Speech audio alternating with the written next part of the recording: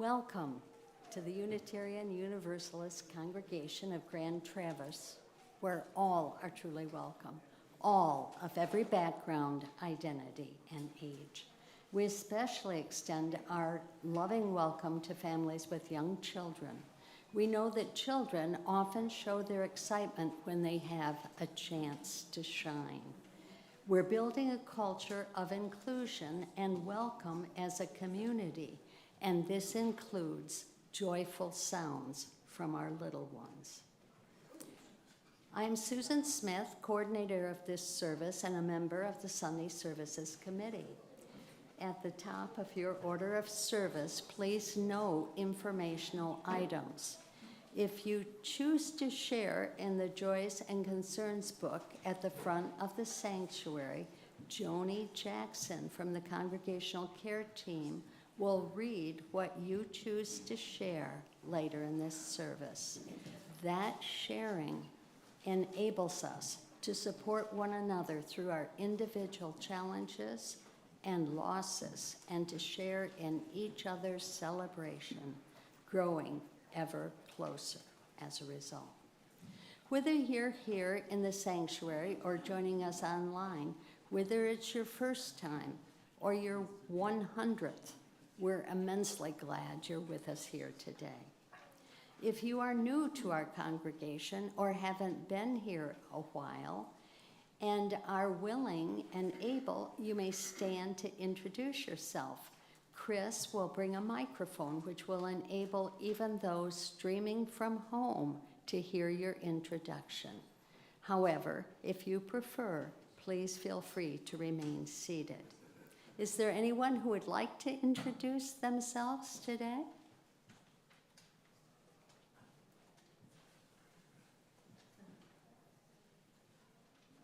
No, okay. Well, if you're new, we're really glad you're here. I mean, we're glad to have our returning members here as well. If you didn't stand, but you are new, please take a yellow mug during our social hours so that we can identify you and welcome you to our beloved community. Today, we look forward to the message from Reverend Nancy Doty, formerly a member of this congregation. I was lucky enough to be in a book group with Reverend Nancy when she was still with us here in Traverse City. So I am especially honored to serve as coordinator of this service with her today. Now, a few announcements. Be sure to check the insert in your order of service for a full and detailed list of announcements, upcoming events, and opportunities in the life of our community. I will highlight just a few. Join Chelsea and Reverend Alex for the Up North Pride Big Gay Day Resource Fair this coming Saturday, 2 to 6 p.m. at the open space. UUCGT will be there with a table offering glitter blessings. I don't know what they are, but I bet they're, grab your eyes, grab your focus. Stop by, show your support, and celebrate with our community. Starting point classes are beginning in October and November. This is a chance to explore UU history, theology, and your own spiritual journey. See the insert for dates and details.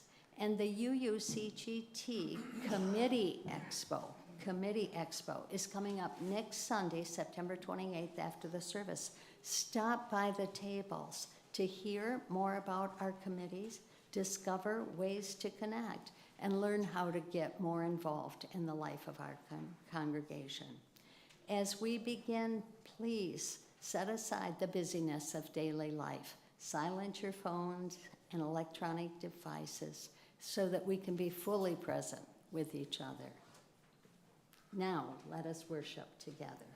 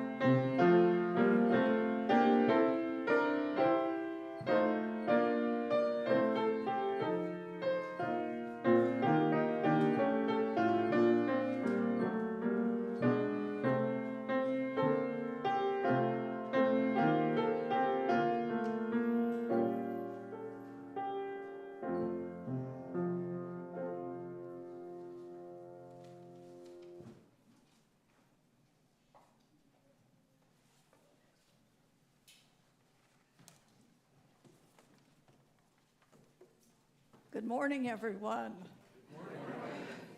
How wonderful to see so many familiar faces, and yes, people who I have never met before, but I hope to meet later on this morning. And I must say, Susan, being referred to as Reverend Nancy, that's a new designation, because when I came into the ministry many years ago or decades ago, people were just referred to with their first name. And even, I don't know when this tradition started to use Reverend before somebody's first name, but it can't be more than 10 or 15 years ago. So this is a new thing for me to be called Reverend Nancy. I frankly would rather just be called Nancy.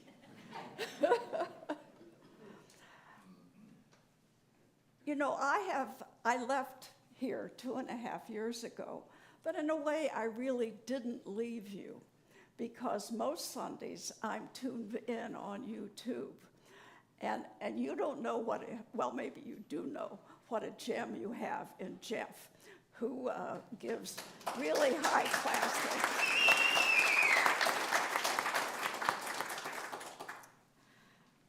things. When Alex invited me to speak, I really was surprised. And I brought my daughter Ann with me. She's my cheerleader, helper, chauffeur, and wise advisor to an aging mother who at times is ambivalent about growing old. My opening words today are, for days not of our making, bright sun on our back, how we wish it were, warm wind in our faces, gray skies, and then rain to water the earth and our souls. We are grateful. For hours, for our weaving the threads of our lives, when minds are stretched, spirits deepened, comfort and hope be given and received. We are grateful for the time together in this sacred space. We are grateful.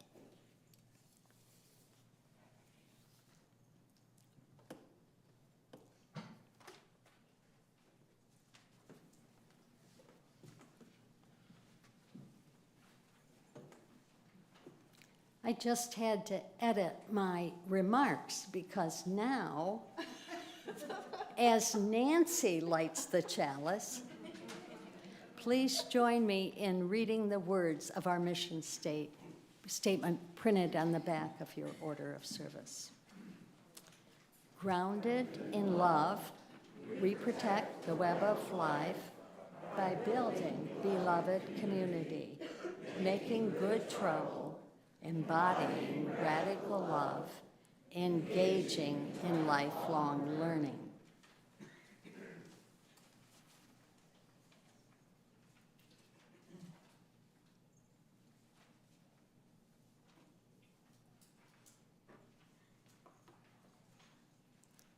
And now, as Nancy sounds the singing bowl, let us focus our attention on this moment and our sacred time together as we listen to the reverberations.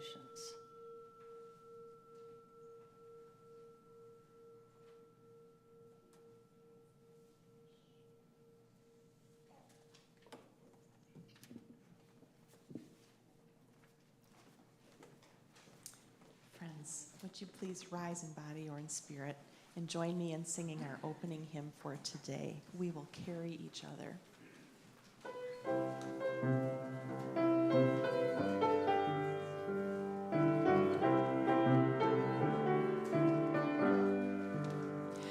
There are looking for shelter in a friend. We can build a beginning, but I do not know the end. I am scared of breaking when I bend. We will carry each other on the way. My courage is your courage when the journey is only getting longer.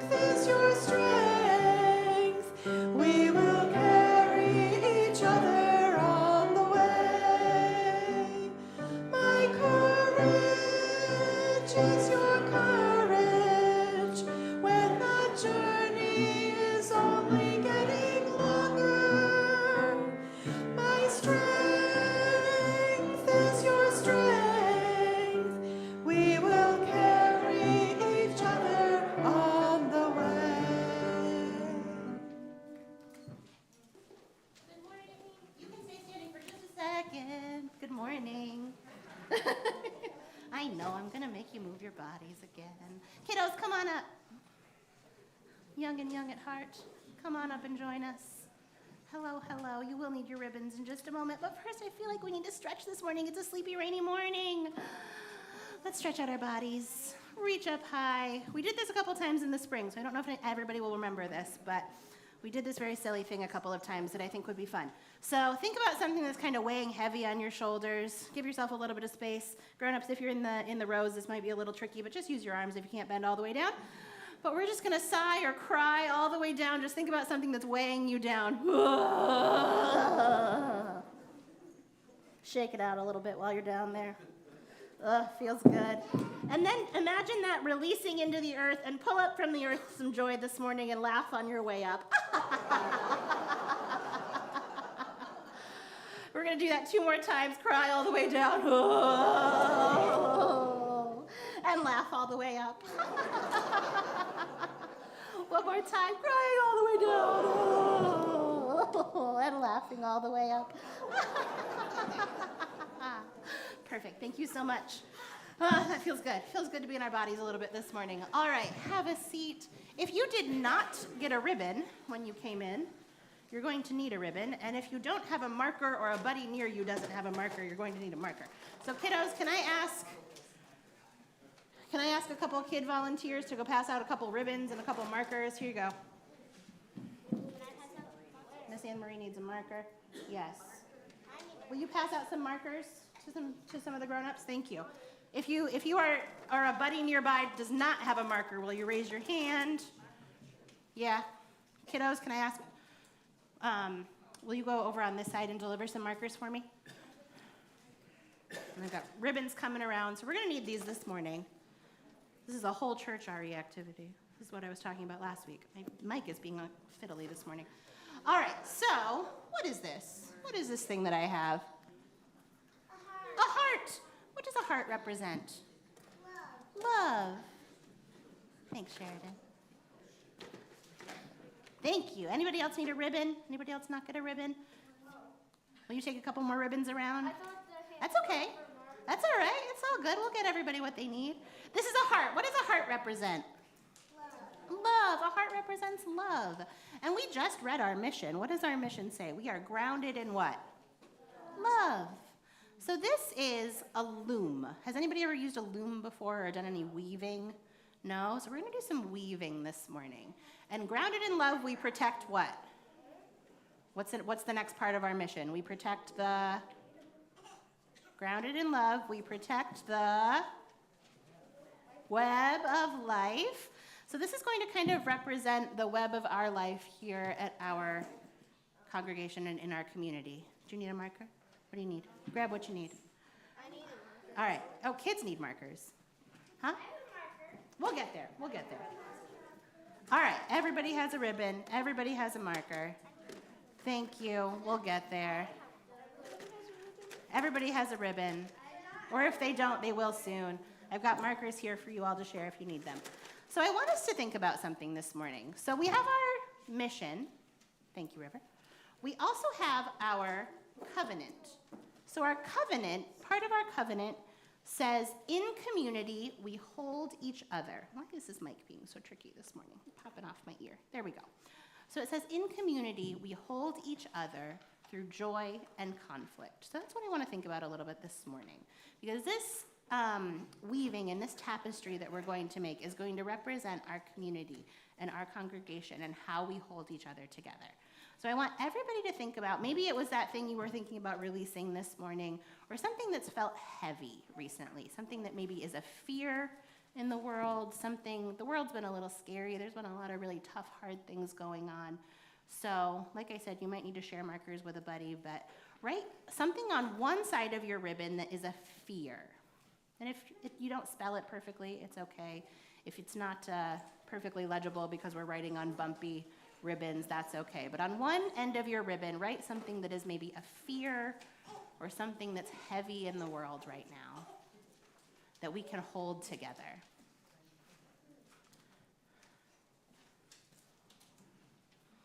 Give everybody a second to think on that. So something that's feeling a little bit scary in your world, in your family, in our community, in our world at large, something that might be kind of scary.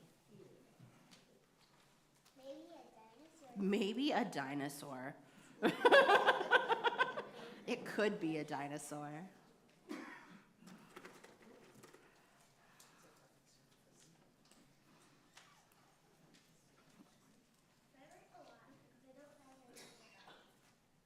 Yeah, you can just write a lot. Absolutely. There's a lot that's scary in this world. I think a lot of us would agree that there's a lot going on that scares us. I can't write anything. It's fine. You just have to go down and I can't write How am I scary to you? I'm your brother. Brothers shouldn't be scary. Brothers should be holding us together in community. I scared her, yes. Yeah, my brothers do that to me too sometimes. That's all right. All right. So on the opposite side of fear, there is hope.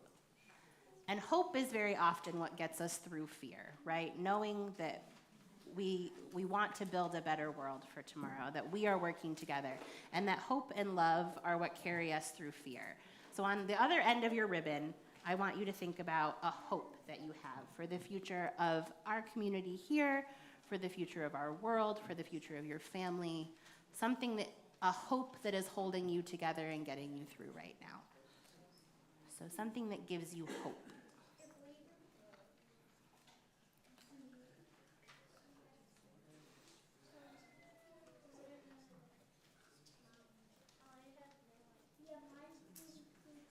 Or something that makes you feel joy. If hope is tricky, something that brings you joy.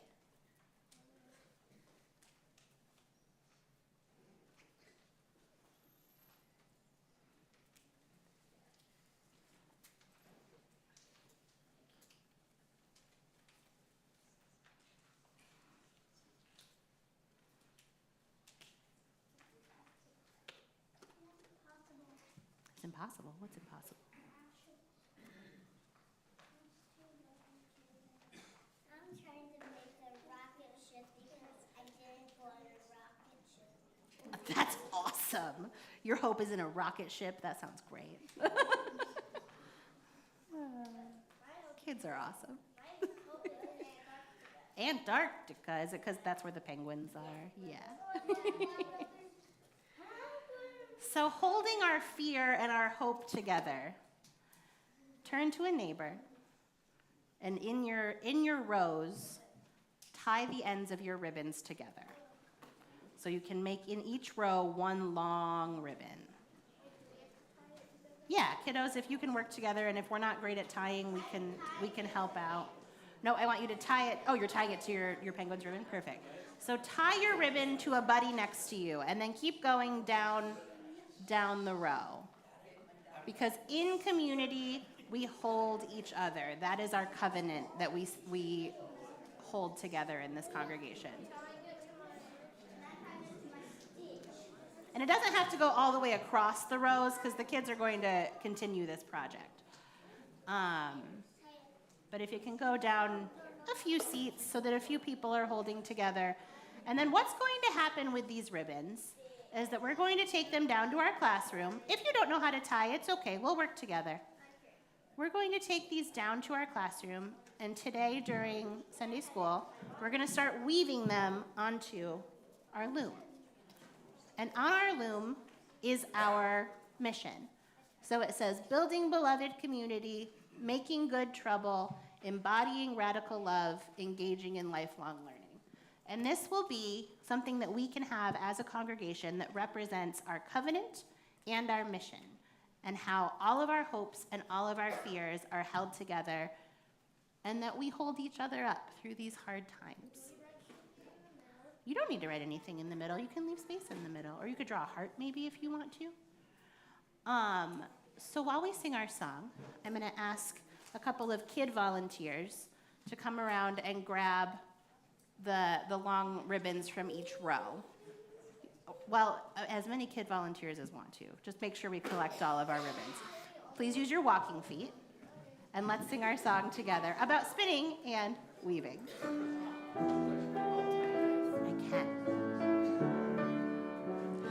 We are children of the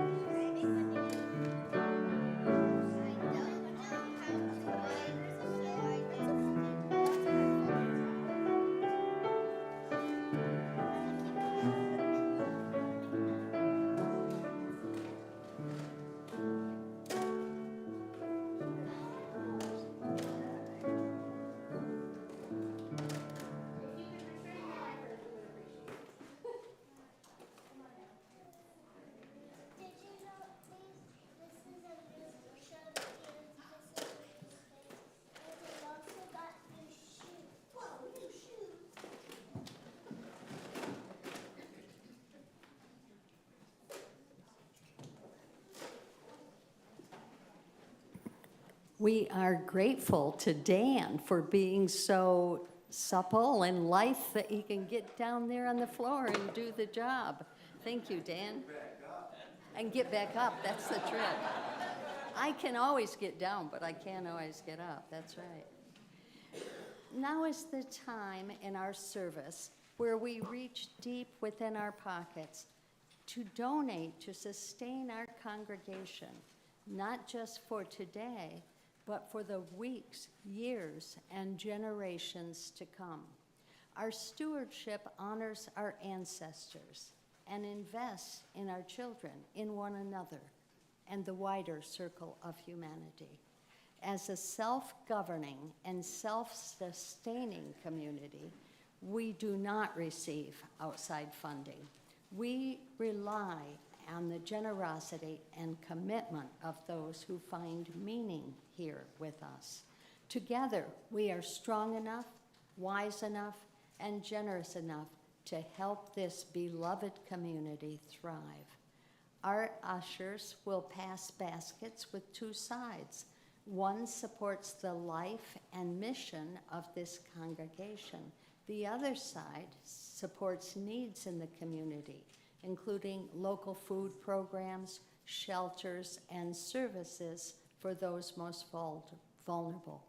The board decided not too long ago to earmark a portion of our community giving to support social justice work in our region. Our offerings truly reflect our shared UU values. You can give as shown in the slide, mail a check to UUCGT, give online at the website using the Vanco mobile app, or donating via Venmo, or arrange with your bank to transfer a regular donation to the UUCGT bank account. Details can be provided by Jackie, our administrative assistant. Please note on the memo line on your check or comment field on the app whether your gift is towards your pledge, for community needs, or for a special collection. This helps us honor your intentions. Every gift, large or small, is received with deep gratitude. May we give in love and hope, and may our offering today sustain the life and mission of this congregation and the good we do beyond these walls. We will now gratefully receive this morning's offering. Ushers.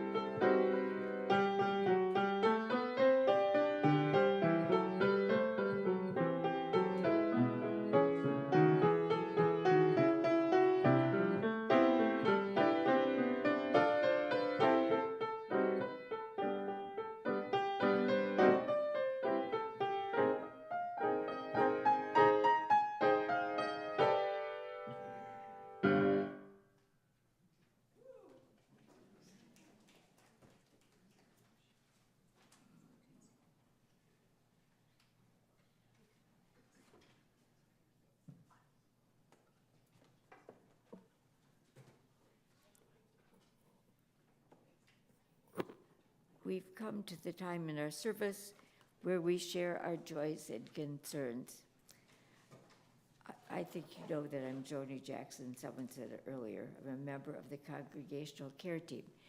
When I was getting the book, I was looking to see how many candles had been lit. Some of you, when the joy or the hurt you don't want to share with the whole congregation, may want to just light a candle to symbolize it. Most of us know that, but some weeks we don't have any candles lit. So that may be something good, but I wanted you to know you can do it. It's our practice as a religious community to set aside time in our service to honor the joys and concerns that mark our lives, the milestones, and the moments of a lived-in experience. I will be sharing the joys and concerns that have been offered up to us to hold on our hearts today. If you have a joy and concern that's a bit too heavy for you, I invite you to reach out to Reverend Alex or to our congregational care team. And usually there are a variety of us here. Oh, I see Millie. Billy is sitting in the back row. That may be all today. Oh, no, there's Carl, and there's, and there's Margaret, and there's Jane. If yeah. And if you notice, we have a ribbon that is attached to our name tag that says Care Team. Anyway, that should help you to recognize us, and we are here to listen. In fact, if you'd like to be part of the group, listening is really the biggest thing you have to know about doing. If your joy or concern is still raw and tender, we invite you to hold it on your heart as you are held in this loving community, because none of us are meant to travel life's journey alone. And now, dear ones, this is what has been shared with the gathered committee. I looked at these before, and they could be really sad, but they aren't. They're sort of things that happened that ended up pretty well. This is from Susan Smith. A joy that my husband Frank was not hurt and is alive and well after loose gravel on Supply Road caused him to lose control of the truck he was driving and flipping both the truck and the camper that he was towing onto their roofs. And he found himself hanging upside down from his seatbelt. And yet he was able to climb out. The rescue people found him looking at the wreckage. And one is from Kathy Sanders. For the families and children of the incarcerated, who are often the forgotten individuals in the crime and justice system. If you want to see heartwarming stories of reconnection, come to the State Theater this Wednesday and see the film, The Prison Show, at 7 p.m. And that's all we have for today. But some of you do probably have them in your heart. And we may not be perfect, but we do care. So, thank you.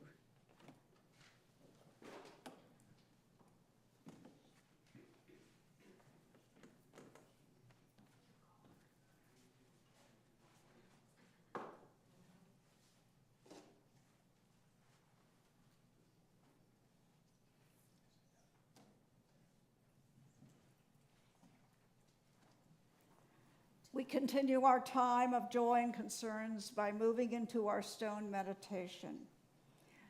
If you feel moved, you're invited to come forward to take a basket or take a stone from the basket and place it in the bowl of water. This is not a time for spoken words today, but to use your silence to remember or appreciate someone in your lives. So please come forward.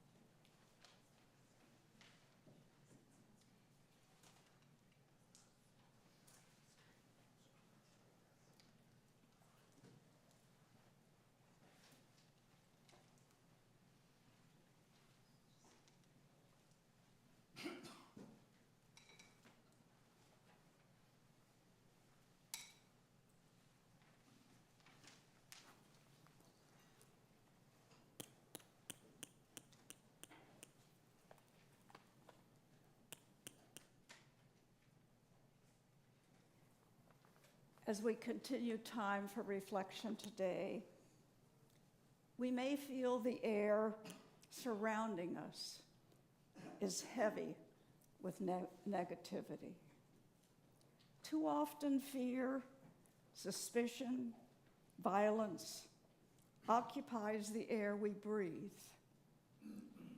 Let us summon the inner strength and energy to mute the negativity by naming our blessings. The shade of color we see here in this room, the colors outside, the beauty of birds singing, of children's laughter, that of laughter of adults too, the touch of another's hands, the love we know from relatives and friends, the compassion and community within this space. There is power in naming the positive, in cultivating the life force within and among us, sending it forth into the community. Let us continue to practice living positively this day and those in our future. Blessed be.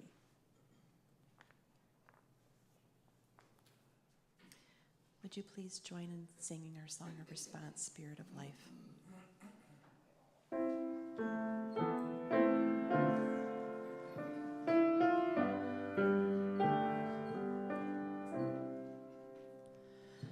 Spirit of life, come unto me. Sing in my heart all the stirrings of God.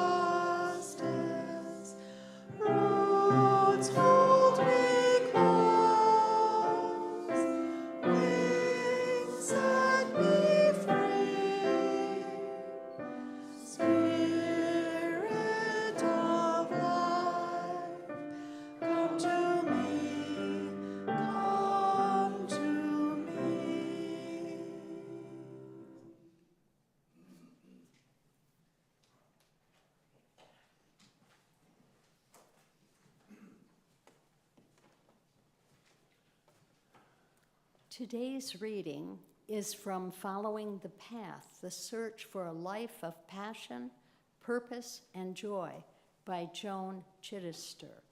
Joan is a Benedictine nun and has written over 50 books, including several addressing aging.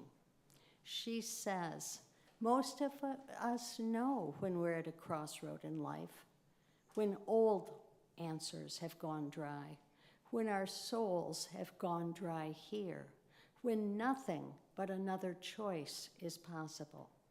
Then come the struggle and the dickering, the pain and the fear over which of the many directions we could take, over which we ought to take. Indeed, the big decisions in life are hardly ever clear, except for one. And that one is piercingly clear. Life is a series of dilemmas, of options, of conundrums, of possibilities taken and not taken. Negotiating these moments well is the essence of the life well lived. As a result, we know now that this search for the whole self is no longer resolved through an educational process alone or even the choice of a good career. The search for the whole self is a process of making spiritual choices between the good and the better, the holy and the mundane, the essence of life and the cosmetic. We have built change into our futures, our educational options, our lives. We have come to understand that no life is set in stone anymore. On the contrary, life is a slowly won evolution of the self that taps every level of our life and touches all its great questions. Choice is the holy making stuff of life. There is no such thing as the inconsequential. Everything we do affects something and someone. Choice, therefore, is a spiritual skill of great import.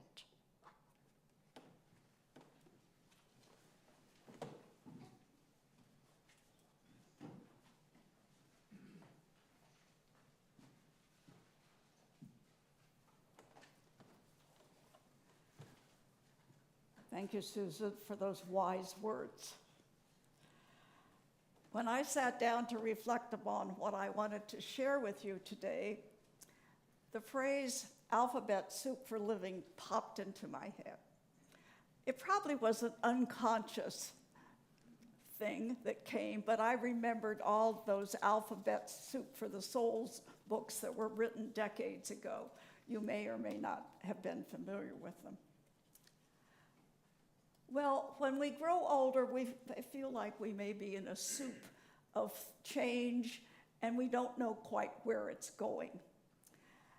So this morning, I want to look at where, and I'm going to give you just a smattering of my experiences, and you'll have to just kind of connect them to your own life and bring up what has been in the past and the future.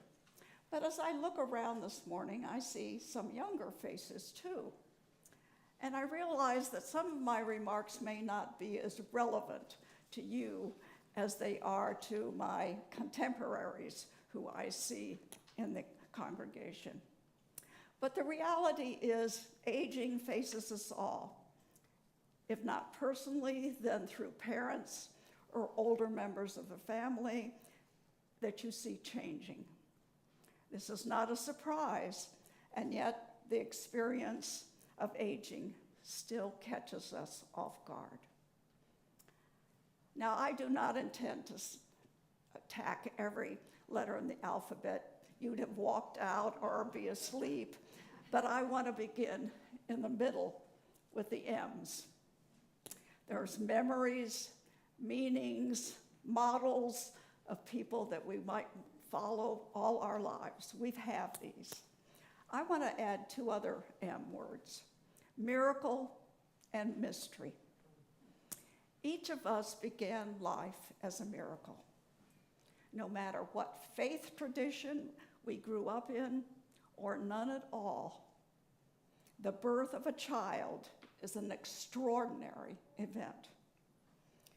It is what the Christmas story, stripped of centuries of theological embellishment, ultimately points to: the miracle of a new life. What any life unfolds unto is complex, complicated, and changes. And then one day, we reach the other M, mystery. That mystery we call death. We do not know when or how it will come, and for some of us, not knowing is very unsettling. But it reminds us that all of the years between miracle and mystery are ours, an unrepeatable life to live, the only one we will have, or at least I believe the only one we will have. So let's turn to the letter C. You see, my alphabet doesn't go in any order that you know. There are many words: compassion, community, curiosity, commitment, control, change, choice, as Susan had in her reading. But I want to begin with chance. Think of all the things in early life we had no control over. Who our parents were, the place on earth we were born, whether we had siblings, even the time in history that we were born. We had no control. They were chance. For me, chance meant being born an identical twin in a small rural Ohio town named El Dorado. Now that may sound like it belongs in Texas, but this was in El Dorado, Ohio. There, my ancestors planted Universalism roots over 170 years ago. About 100 years ago, before this very congregation was founded, yes, my family helped start a Universalist church in the wilderness of Ohio. Through 4 generations of strong women, the Universalist church, or the Universalist faith, arrived as a gift to me and my sister. From very early age, we heard the message that all souls are saved because God is love. That Jesus' example is worth following. That truth is still unfolding. And that no one, not anyone, is destined for eternal punishment. There was no heaven or hell that other religions preached. Only the sacredness of life, right here and now, which unexpectedly could morph into hell on earth.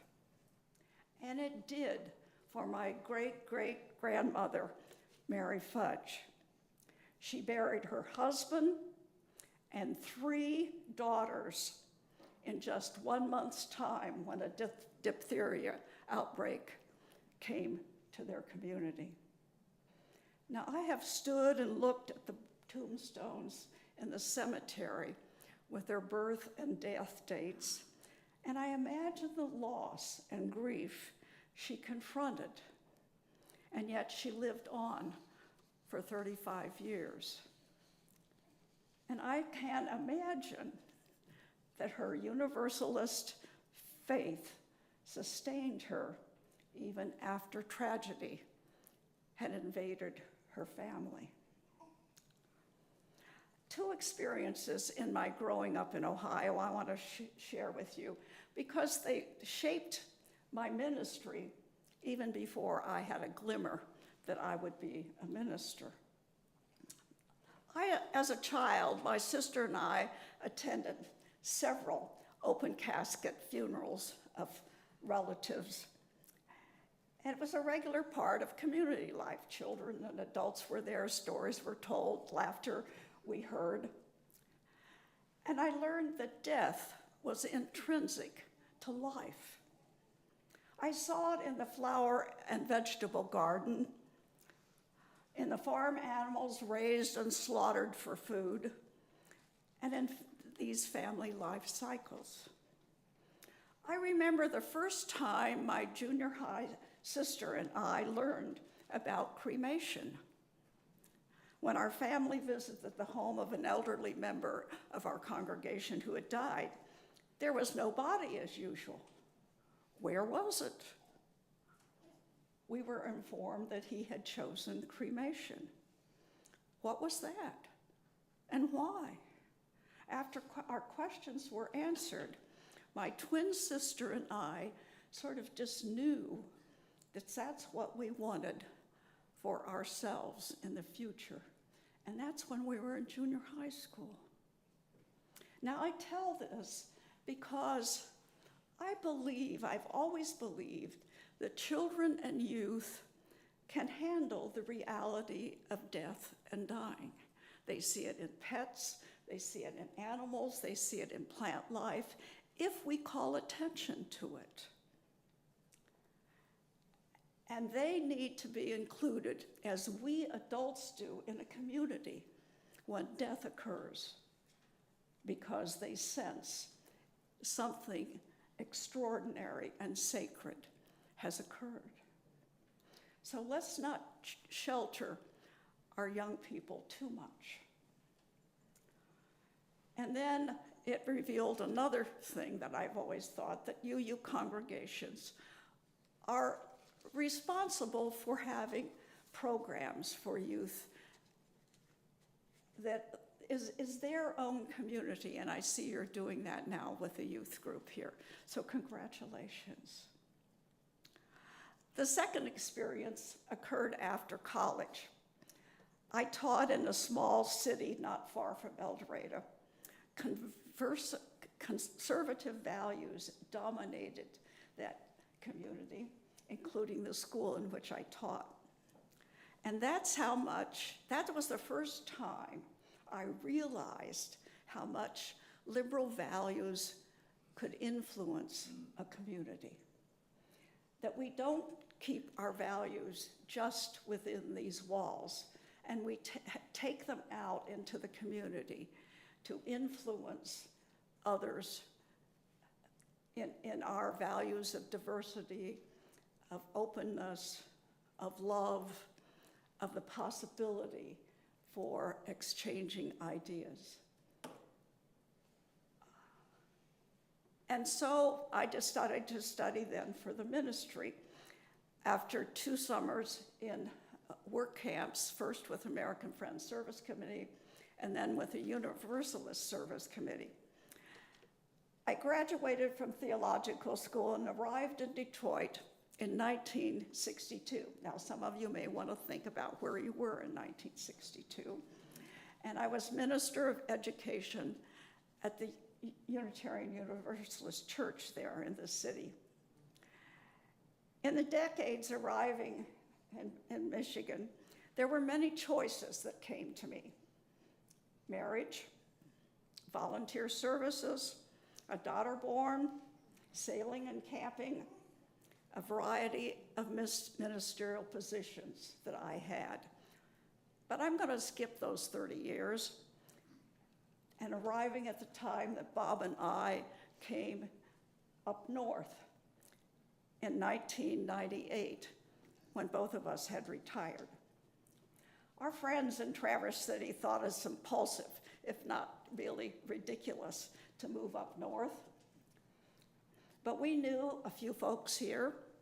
We believed there were good medical facilities, and we looked forward to continuing sailing in the bay. Plus, there was you, an active UU congregation.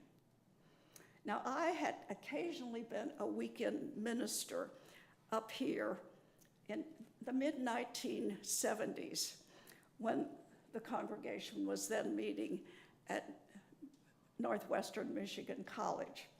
And I remember very clearly preaching Sunday in a chemistry lab, not at a place like this. And now, 20 years later, you had a building and a minister.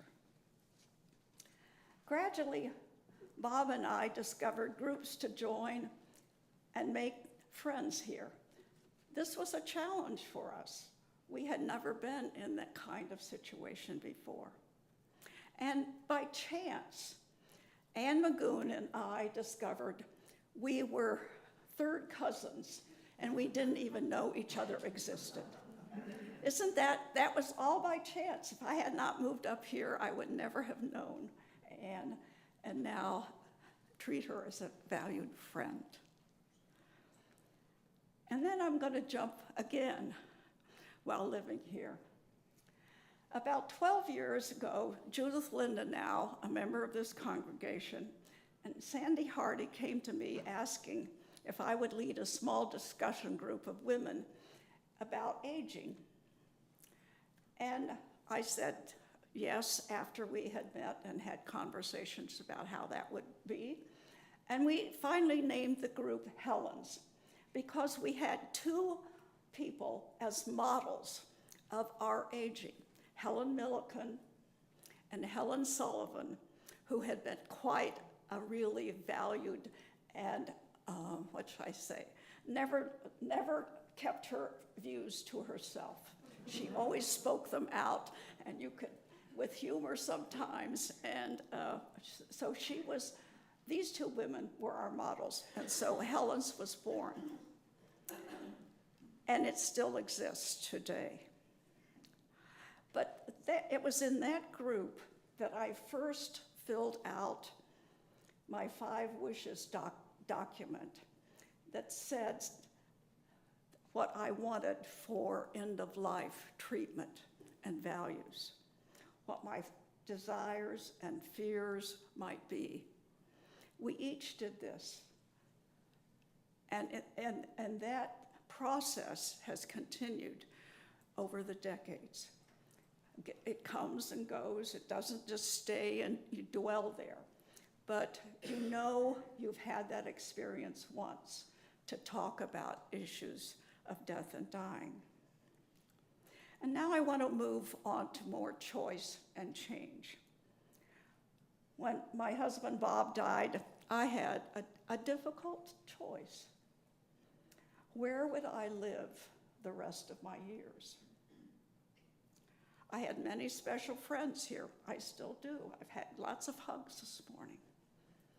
I treasured being a member of this congregation, and Alex and I had developed this very special collegial relationship. But Ann and her family lived downstate, and I wanted time, hopefully years, to spend with them and with their sons, my grandsons. So the decision was made to move, heavy as it was. And with Ann's help, I selected a retirement community in Birmingham. Now, the drastic change of moving into a one-bedroom, 700 square feet apartment forced me into serious downsizing. Countless hours of muscle and imaginative work on Ann's part, we managed to find places for a lot of the things I knew I couldn't have. And there were many folks in this community who helped me do that, go through that process, and you know who you are. Thank you. I've come to believe giving treasures away while you're alive is important. It's a joy. It's a joy to think that somebody else might have enjoyment from something that you have enjoyed and treasured. And to see them receive that with a thanks, a smile, is even a great gift. So don't wait, begin now. Don't hesitate. There were a host of other changes that I came to. One was I didn't know a single person when I moved there, not one single person. I had one friend in the area who I had known for 60 years, and he has since died. Of course, he didn't live in my community. So I also discovered that we all were there because of age or physical limitations, some health issue. The only person who was younger was a woman who had had a stroke and now used a wheelchair. But that was my new community. Now, since I've moved there, I've met two 100-plus-year-old women who are tigers playing bridge. And my best friend is 96 years old. She's from Armenian descent. Her mother's family were all killed in the 1914 genocide that Armenians felt from the Turks. There are liberal Jewish friends who are upset about current Israeli policies, and there are Catholic friends who were delighted with the choice of the new pope. That sort of gives you a sprinkling of the kind of people I'm surrounded with. And I have discovered I can have informative conversations about religious ideas. And I sometimes end up being the educator about religious history that people may not have about their own religion.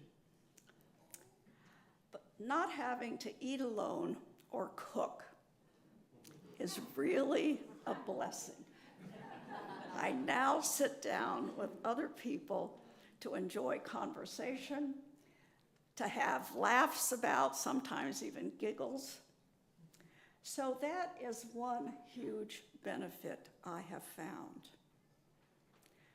There are activities for bodies and minds, musical entertainment, celebrations, card playing, more than I ever expected kinds of activities when I moved there.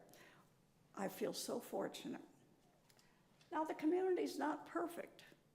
No community is. But I've learned, complain less, speak up more to management, and try to create the community that you want to live in. I remind you that this applies to congregations. If you have suggestions or complaints, speak to the person who can make the change, not just to your neighbors and others. I have been amazed at the life stories I hear from people.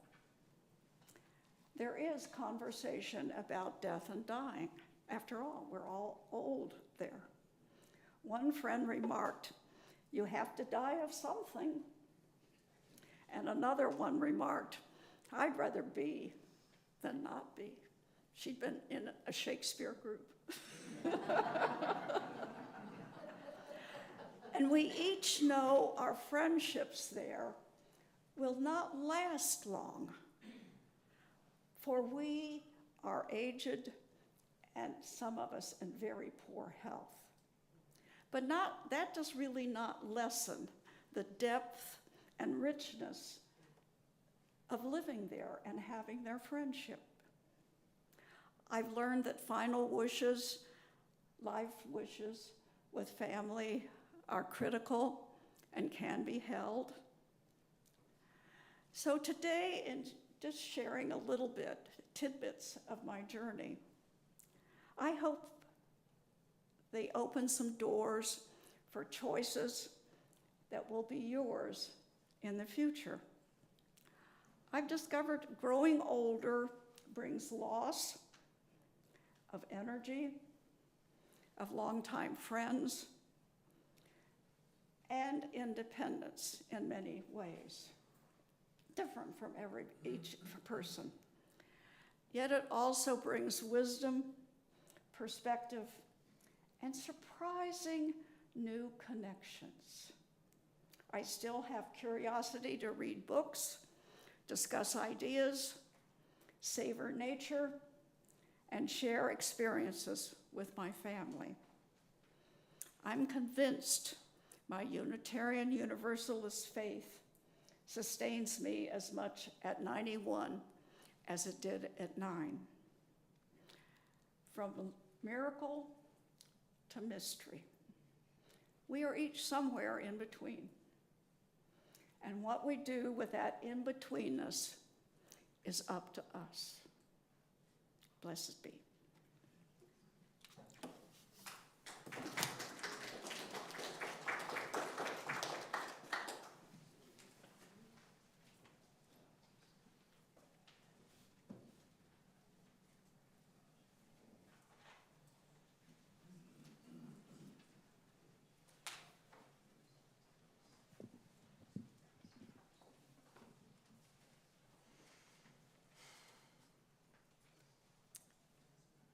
Would you please rise in body or in spirit, and let's sing together Blue Boat Home.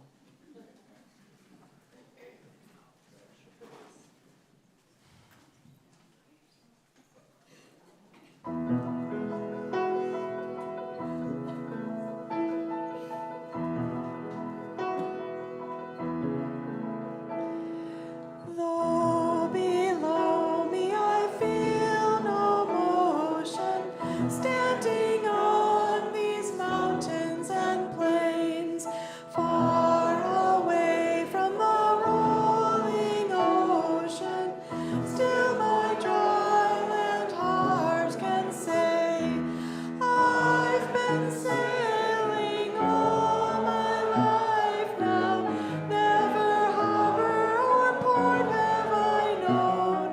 The wide universe is the ocean I travel, and the earth is my blue boat home.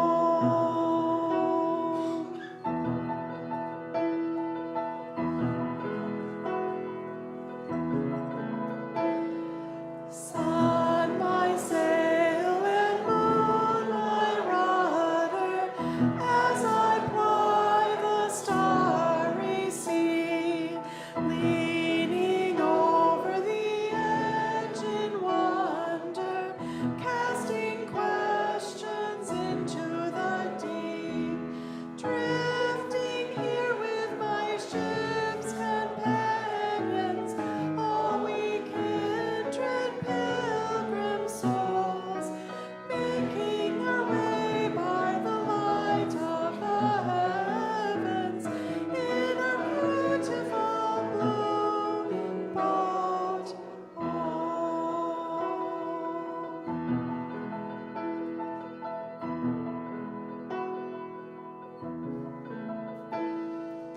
I give thanks to the waves upholding me, hail the great winds urging me on, greet the infinite sea before me, sing the sky my sailor's song. I was born upon the fathoms, never harbor or port have I known. The wide universe is the ocean I travel, and the earth is my blue boat home.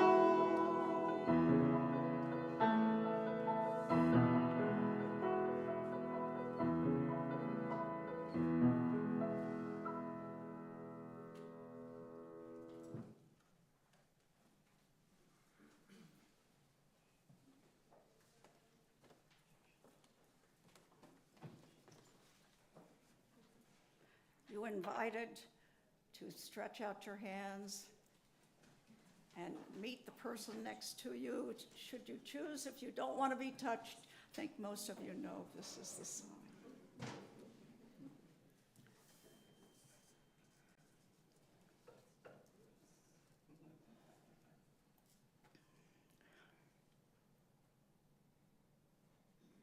Susan?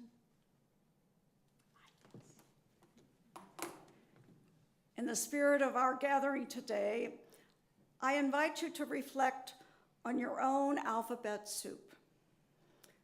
The past experienced choices, values, individuals, groups that have shaped your life. And may you continue to live with intention, with courage, surrounded and sustained by love. Amen. Blessed be. And please join us for coffee hour in the social hall. Have a good day.